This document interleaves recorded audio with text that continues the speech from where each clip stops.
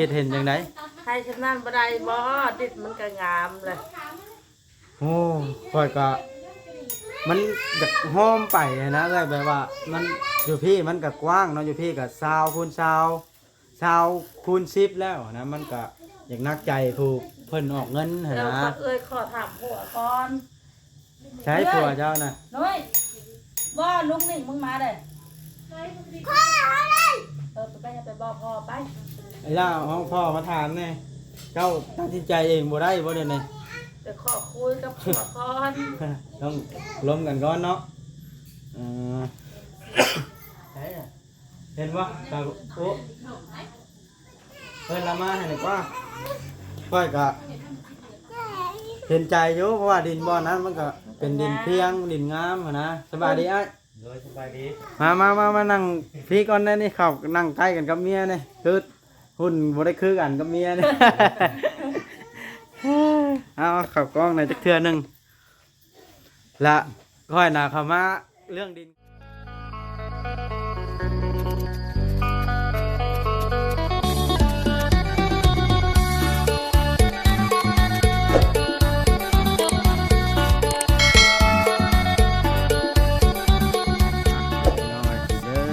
ภาพขึ้นมานี่ก็ได้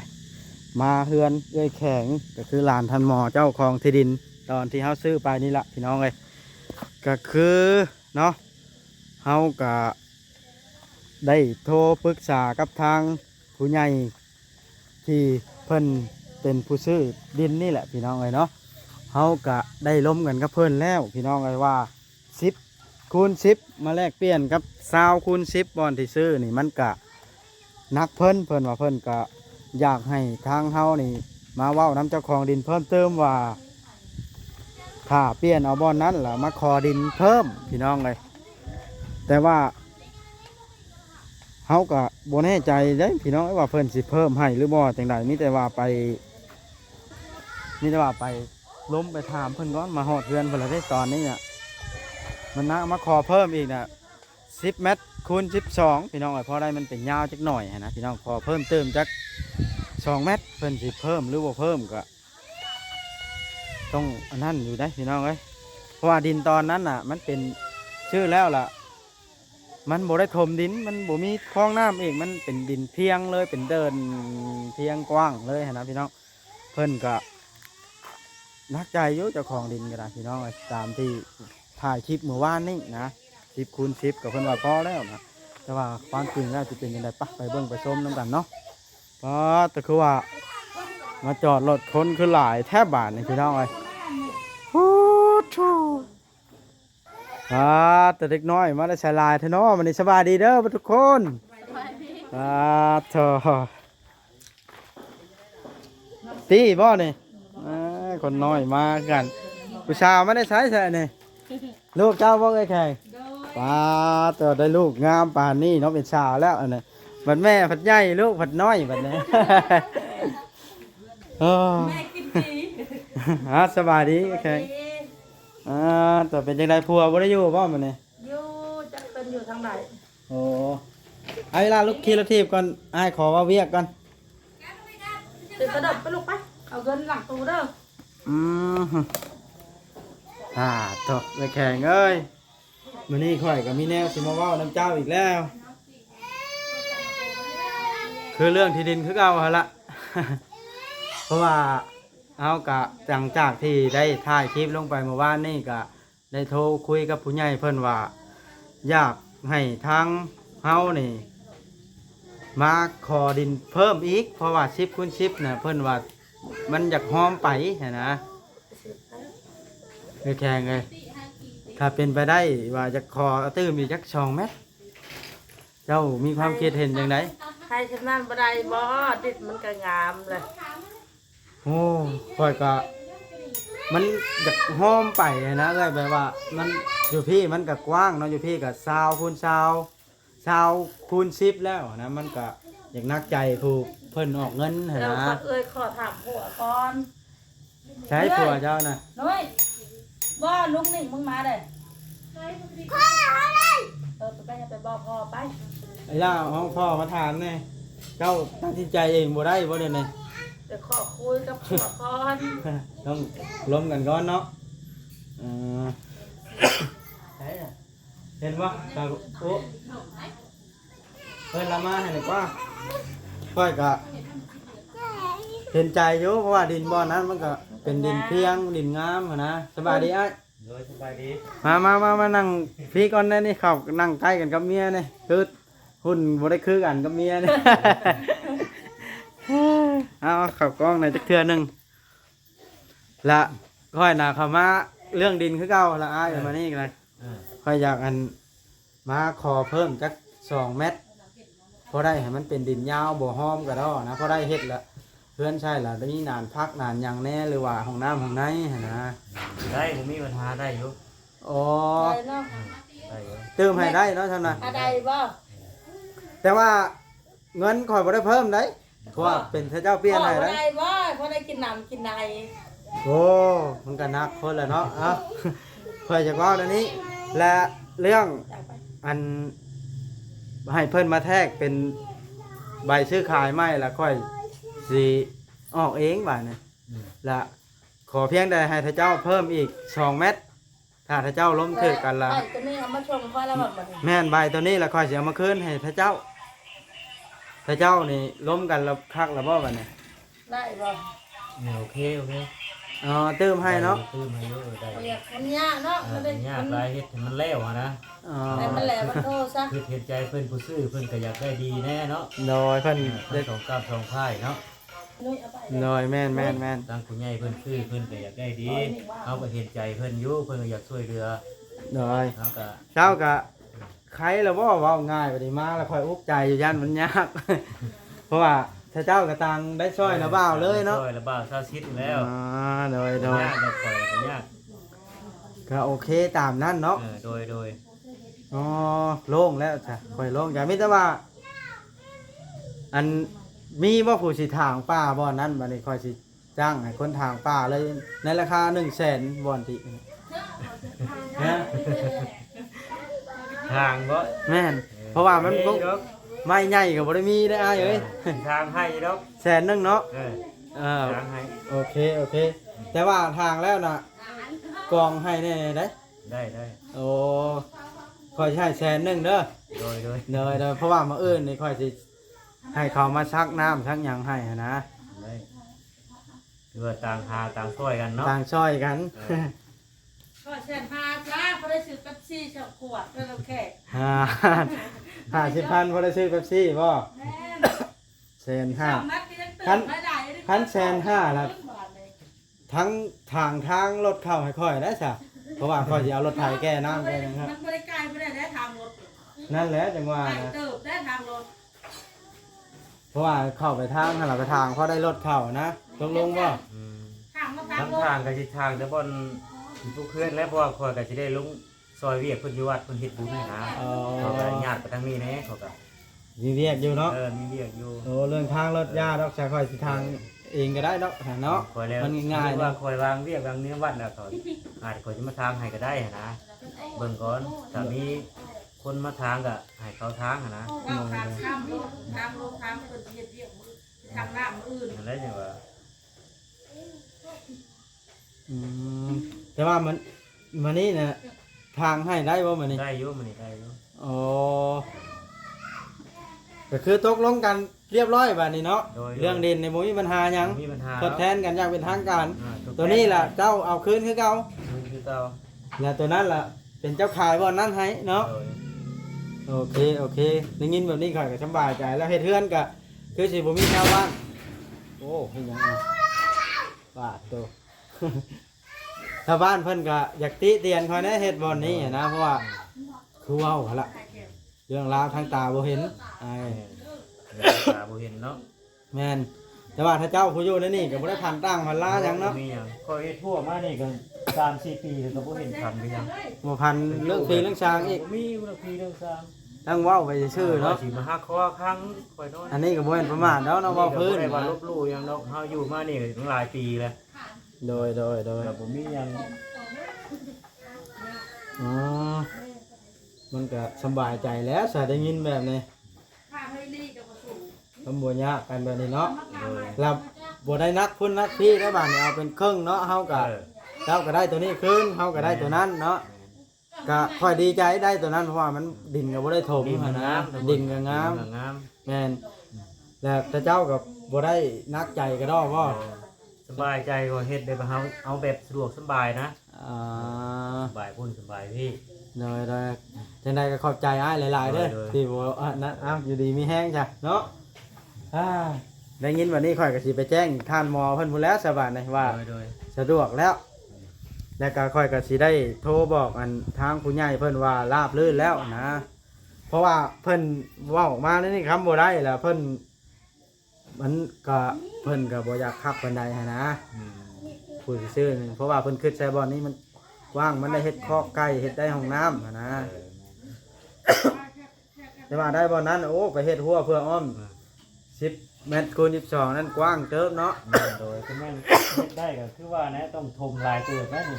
มันเป็นทาง ท น้ำ ม เนาะ ได้บางทีแบบสายน้ำแล้วมาไปสู้ไปแบบเรื่องเจ้าอีเนาะ ทางเฮือนอีกเนาะน้ำน่ะ เออ ดีแล้วดีแล้วได้บ่อนนั้นน่ะ ค่อยก็ว่าทีแรกค่อยก็ว่าอยากได้บ่อนหน้าเฮือนนี้นี่แล้วว่าถามเจ้าของที่ดินเพิ่นบอกว่านี่ของท่านมอนะเพิ่นว่าโอ้ยค่อยบ่อยู่ได้นี่ฮะว่าเพิ่นอยากอยู่ปลูกแคมป่าอยู่ไกลหมู่นะเพิ่นว่า อยู่ไก่หมู่เนาะ แล้วแต่เพิ่นเนาะตามใจผู้อยู่ได้ปลูกหมู่ตามใจผู้นอนเนาะ แม่น คนเฮา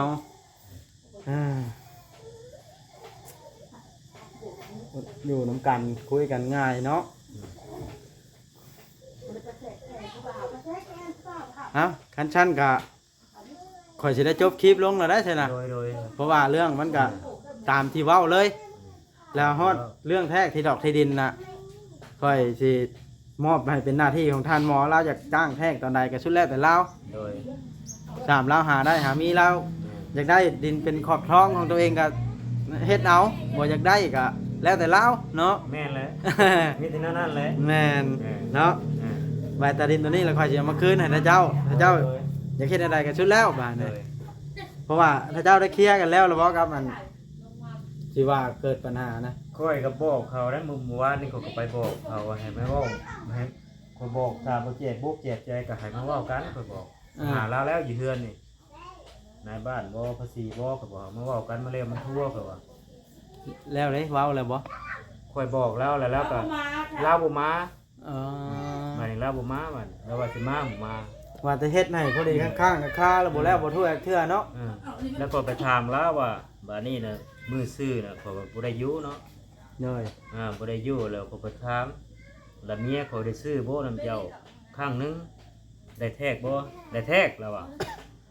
แล้วบ่ได้บัดข้างซองได้ซื้ออีกบ่ซื้อไปว่าเจ้าเว้าว่าซื้อไปแล้วบ่ให้บอกภาษียันเสียเงินเจ้าได้ว่าบ่แต่คนบ่ได้ให้เบิดปานนั้นล่ะบ่บ่ขาย2เม็ดบ่ไผสิไปซื้อ2เม็ดก็บ่ ข่าวนั้นเนาะ ข้าวนั่น 2,000 บาท แต่เฮ็ดหัวเจ้าบ่ได้ถามคืนบ่ถ้าคือบ่มาติมาเตียนคือบ่มาทวงมาท้าวเนี่ย แต่ ท ผ ว ม ง ไป เม็ด ทั่ หั ว ว ผมบอกแค่ว่ามงซื้อมงขายหั่นขอยทั่วมาก็30 ปีแล้วเขาว่า มันก็ไปปลูกแล้วเขาว่า บ่เห็นมา เจ้า ทวง คือ กั เฮ็ น ด เนาะ พวกเฮ็ดพักแหน่ อ่า ก็บอกเราว่า เสยมั่งพอเห็นเนาะขายแล้วมา มา ทวง ขายแล้วมาเว้าแนั่นๆนี่มาปีนตอนซื้อขายเจ้าก็บ่ได้บอกว่าเอาภาษีมาสอบมาเซ็นมาเสียเงินเขาว่าแล้วแหละมาปีนว่าบ่ได้ขายเขาว่าเว้าไปหาหมอลาววานนี่แรงวานนี่ก็คือหาเรา อ๋อ เราก็ว่าสิมามื้ออื่นมื้อนี้แหละ มันยังมิดอยู่ เรา นี่อยู่ เราบ่มา แล้วเป็นดินยังค้างยังคาอยู่เนาะ ใช่ครับ ก็ย่าจะว่าฉันว่าสิอายมีแต่ว่าบ่เกี่ยวกับข่อยแล้วเด้อบาด เอ นี้ อ ตัวนี้ ไม่เกี่ยว ข่อยจะไปแต่ดินมาคืนล่ะแล้วแต่ท่านเจ้าเด้อบาดนี่สิคุยกันได้ใดก็ได้ ไม่เกี่ยวตัวนี้ คะแนนบอลนั้นละให้ได้ตามที่แท้เฮาเว้ากัน ได้ตัวนั้นได้มวยยากตัวนะ เนาะแล้วค่อยสิไปแท้เฮ็ดใบตะดินไหม้ได้อยู่หั่นน่ะ เฮ็ด แล้วทางเมืองลงมาล่ะเฮ็ดใบขอบทองเป็น10 คูณ 22ตามเว้าเนาะ โดย อ๋ออ่ะขอบใจหลายๆจังไดก็อยู่ดีมีแฮงซั่นน่ะโอ้พี่น้องไอ้ก็คือราบรื่นแล้วพี่น้องไอ้บ้านในที่ดินดอนตอนหญ้าก็อยู่นี่ก็เฮาสิได้เอาใบตะดินมาคืนแต่ว่ามื้อนี้เฮาบ่ได้เอามาใบตะดินมื้ออื่นสิ เอามาส่งเพิ่นพี่น้องไอ้และเรื่องทางป้านะอยากรบกวนคันอ้ายสิทางก็ทางให้หน่อยเด้อ ตอนแรงก็ได้ตอนเช้าก็ได้แล้วแต่เจ้า ทางบ่อนที่เจ้ามอบให้ละ นะพี่น้องก็คือเคลียร์กันแบบเรียบร้อยแล้วบัดนี้ที่ดินดอนตอนหญ้าแต่ชาวอู้มาเพิ่มได้นี่ฮะเอาทันหมอมาสบายดีเด้อคือได้ข่าวว่าพ่อน้องไม้มากว่า ฮะ แม่นลีว่าบ่เนี่ยไหนข่อยถามลาวแล้วว่าเนี่ยเจ้าตกลงเนี่ยไหนกับลาวนะ บ่ได้บ่ได้ว่าอย่างใด บ่ได้เว้าหนังกับลาวเลย สมมุติเรามักอะไรแล้วขายน้ำมาแต่งนี่สิตกลงปะ บ่ แม่เราได้เบิ่งคลิปมาเราขายอะไรได้ คันเว้าเรื่องนี้เจ้าละเครียดน้อยข่อยนะบัดนี้ หายาละใส่ข่อยบ่ยอกและจะใช้ทานหมออยู่พุ่นบ่เบาลิท่าเยอะเบิ่งไปแจ้งแล้วกันข่อยราคาล่มเรื่องที่ดินฉันดอกเอ้าทานหมอเจ้าปัดมาพุ่มใดอันนี้ข่อยละนั้น มาวางไหนนี้ สบายดี สบายดี ถามบ่เบิดเลยเราไปคุยเรื่องนั่นเป็นอะไรถามเราเลยเจ้าน่ะ หน่อยมาหลังบ้านว่าข่อยนั่งคุยอยู่ในเฮือนกันนี่ เป็นเนื้อถามครับ ตะแขวงนะ ฮะ ถามตะแขวง แล้วสิยากเพียง เออ จัดเหี่ยวแล้วเหี่ยวเจ้าแล้วยังกันจูบเนาะ เออ ภาษาดินชำนัก แล้วเพิ่มอยู่ตามเว้านะ อืม แล้วเพิ่ม2 เมตร อืมตะกี้10 เมตรบนทน ตะกี้ละ10 เมตรมณฑล วันนี้เพิ่มละเป็น12 เมตร 12 เมตรด้านหนึง อ่า แล้วมันเป็นดินยาวแล้วได้บัดนี้ เป็นดินยาเออ ทำมิดนะว่านี่ทำเอาดินนะมัน100 ตามเมตรทำมิดนะแล้วเราเพิ่มอีก20 ตามเมตร อืม แล้วเป็น120 ตามเมตรดินเนี่ย อืม เป็นไร ก็สมควรอยู่ได้เนาะ ค่อยน่ะดีใจแบบนี้ได้ดินบ่อนนี่มันบ่ได้ถมดินแล้วก็มันเป็นดินเพียงแล้วแล้วก็บ่ได้ทางน้ำอีก เออ คือว่าเจ้าของที่ดินด้วยแข่งหลานเจ้าเนี่ยใจดีกับเจ้าแฮงนั่นนี่จังเติมให้ เออ ใจดีแล้ว บริสมเนาะ แล้วอีกอย่างก็เฮ็ดเฮือนแล้วผู้ใดคิดเบิ่งเจ้ากันบ่อันหลานเจ้า อืม เพราะว่าเจ้าย่างมากินข้าวคู่มื้อ เฮ็ดเฮือนเฮ็ดชานแล้วค่อยสิถามตรงๆลูกเจ้าสิมาอยู่ทำอยู่บ่ มา มั่นใจบ่ มากันมีบนอยู่มันเป็นโอกิน ว่าเฮือนนี่ในเฮ็ดไปแล้วบ่แม่นมานี่มาอื่นมาจั่งได อืม เฮ็ดจนอนาคตลูกหลานผู้ใด จนสู้ชีวังพอละยามได้บ่จ้า ก็สิเฮ็ด อันนี้ ซ้ำคอกใดนี่ได้ให้เจ้านะ จำนี่ก็เอาบ่ เว้าไปโลดบอกว่าชำเพื่อนผีดำ เออ เอาว่าไปเลย เอา เรายอดไปซื้อ อีกทิปอีก อีกเช้าปียังเห็นในเล่าวกันจำนั้นน่ะ อ่า ก็คือสิแจ้งในคลิปนี้เลยแล้วกันสิเฮ็ดเฮือนให้ท่านหมออย่างเป็นทางการ โดย แล้วก็ซักน้ำให้พร้อม โดย ค่อยได้เป็นช่าง ฮะ จ้างค่อยได้ อ่า ค่อยก็ไม่ได้มีน้ำมันรถได้กันเลยจ้าง เจ้าสิจ้างให้เป็นช่าง ก็ แล้วแต่ค่อยว่า ช่วยแต่เจ้า เดี๋ยวก็สิไปถามมึงสร้างก่อนว่าเรือนเท่านั้นเม็ดเท่านี้เม็ดแล้วเพิ่นคิดเท่าไรจนว่าง่ายๆจนล่างตีนขึ้นอยู่ล่างตีนขึ้นอยู่ของความหมายล่างตีนขึ้นอยู่จนแล้วจนทั่วเนาะมีแต่ว่าเจ้าน่ะสิอยู่ได้เอาเฮือนอยู่บ่ในกรรมได้อยู่บ่ใน ก็จะเริ่มเนี่ยก็งับได้ฮะนั่นนี่ หืม ก็จะงับได้นี่ สมมุติเฮือนแล้วเจ้ามาอยู่ผู้เดียวเจ้าจะเฮ็ดกินเองได้บ่ ได้อยู่พอพุ่นมาแล้วมันก็สิได้แล้วมันบ่ได้นั่นปานใดมันก็ไข่แล้วลูก กำหน พ่อ ด แล้ เฮ็ ว ดเฮือนในเดือนหนึงนี่แม่นให้แล้ว มือห่อเดือนต้องบอส เดือนแล้วเนาะ ตั้งเสานั่นแหละตัวตั้งเสาไว้แล้วก็ภาษาตั้งเสาแล้วก็เทขึ้นมาแล้วก็เทคานเนาะเทก็แล้วก็เทคานแล้วก็ให้จ้างเขาคนดินเขาบ้านนี่ ดินกะบ่ได้หลายดอกดินกิของมัน เอาก็บ่สูงเด้วย มันบ่ได้มีดินมีอย่างทหารของมันสูงมันแล้วน้ำไหลเลยน้ำไหลน้ำนั่นก็มันมีน้ำได้ วันนั้นคนดินเข้าเขาก็แอลแล้วต้องคนดินเข้าได้ให้มันแน่นบ้าน เฮาตกลงกันแล้วกับผู้ใหญ่สิเฮ็ดเฮือนปูนให้ โดย แต่เพิ่นยิ้มเฟ้ยแล้วแล้วดีใจแฮะเฮ็ดเฮือนปูนเนี่ยเพราะหยังเพื่ออนาคตลูกเต้าบ่แม่นได้เพื่อว่าเฮ็ดให้เจ้า2-3มื้อแล้วว่าขออนุญาตนำเบิดบุญไปนะเฮ็ดเพื่ออนาคตลูกเจ้าเลยนะเดี๋ยวนี้ บ่เบิดบุญก็บ่ได้ขายได้ท่านหมอ โอ้ยแล้ว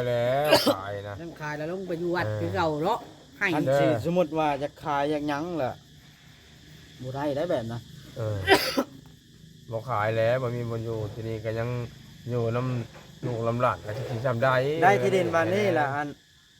ตายก็ให้ตายแล้วนี่ ตายอยู่หั่น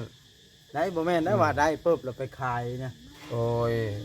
บ่นึกบ่พันแล้วมีแต่เอาหู บ่แม่นได้ ค เว้าขออนุญาตนำดีขายเท่าละเม็ด2เม็ดแบบมันหน้าพ่อน้องไม้นะ เออบ่แล้วนั่นโอ้ย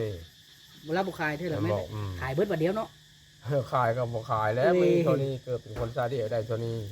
ปัดเจ้าจากฮู้ข้าวเรื่องเด่นเจ้าจนชวนเขามาวะ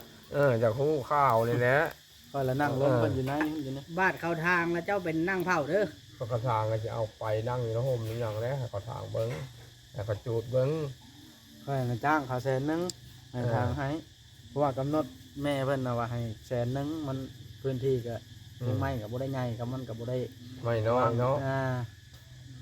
เนาะ อืม มีแต่ว่าทางแล้วล่ะมานี่ล่ะเอิ้นค่อยสิให้เขามาซักน้ำให้ได้มีบ่กับปุ้ยเตรียมใส่น้ำไว้แก้ใส่รถไถไปให้เขาซั อาก หารแถวนี้แหล้วมีอยู่ดอก อยากได้กับพุ้ยเป็นพันลิตรนะกับพุ้ยที โอ้ยใหญ่ พุ้ยขาว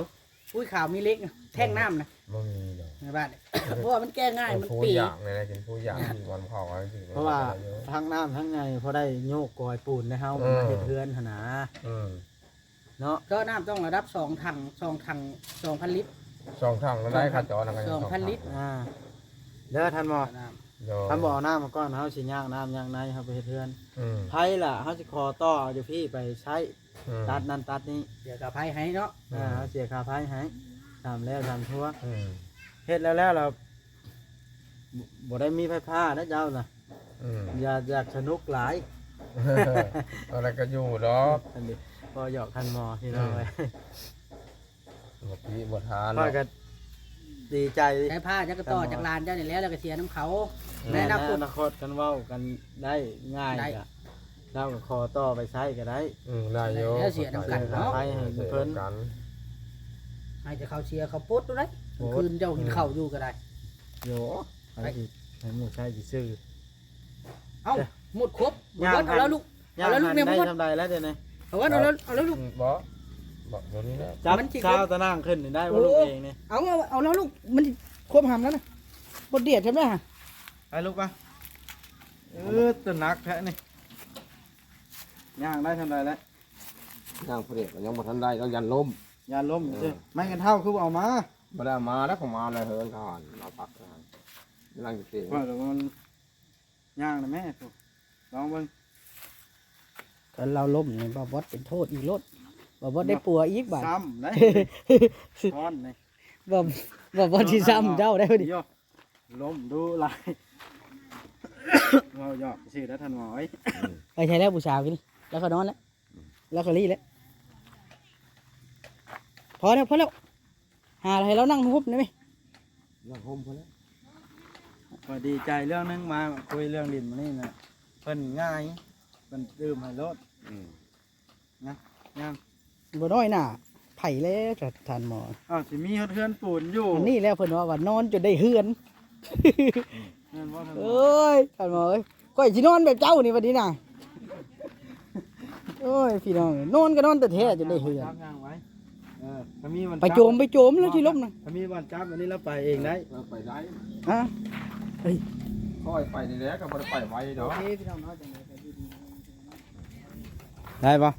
ได้อยู่ ย่างไปเตียงนะนี่แล้วนั่งรอเบิ่ง ได้อยู่นี่ก็ได้อยู่ปีนี้ได้อยู่ ค่อยละหากะฮู้ได้ว่าเจ้ามีลูกสาวใหญ่ปานนี้นะ แต่เก้าคือมาดูอยู่ค่อยคือบ่เห็นฉันดอก พอได้อยู่ ไปใช้ ไปพุ่นเลยไปไทยพุ่นน่ะ หากะมานี่บ่เดี๋ยวนี้ แล้วมา เออค่อยใกล้สิได้มากินชิ้นงัวแล้วบาดนะเจ้า ใส่ช่องให้ค่อยเด้อ โดย บัดฮอดเอาผัวเนาะท่านหมอ โดย ฮะชั้นกะค่อยสิได้จบคลิปแล้วได้ท่านหมอเอ้ย โดย อยากหูข่าวไว้ป่านนี้จนนำมา โอ้ยสังขันหมอได้บาทในค่อยก็จะหูคือกันแล้วค่อยก็ได้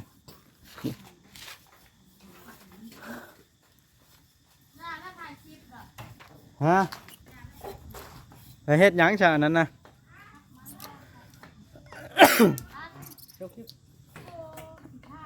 พี่น้องเอ้ยคลิปนี้ก็สิขอจบพี่น้องเอ้ยก็คือทางเฮาก็สิได้ดำเนินการเรื่องเฮือนทันมอนี่ละพี่น้องไอ้บ้านนี่เนาะก็ถือว่าได้พูดคุยกับเจ้าของที่ดินเพิ่นละเอียดลงตัวแล้วพี่น้องไอ้เพิ่นก็บ่ได้ยุ่งยากหยังเนาะขอเพิ่นก็เติมให้พี่น้องเอ้ยโดยพี่น้องเอ้าอยู่ดีมีแฮง FC เบิดสุขุสุขคนเด้อพี่น้องคลิปนี้สิขอจบคลิปลงชำนี้แหละเนาะคลิปหน้าจังพ้อกันใหม่สบายดีเด้อ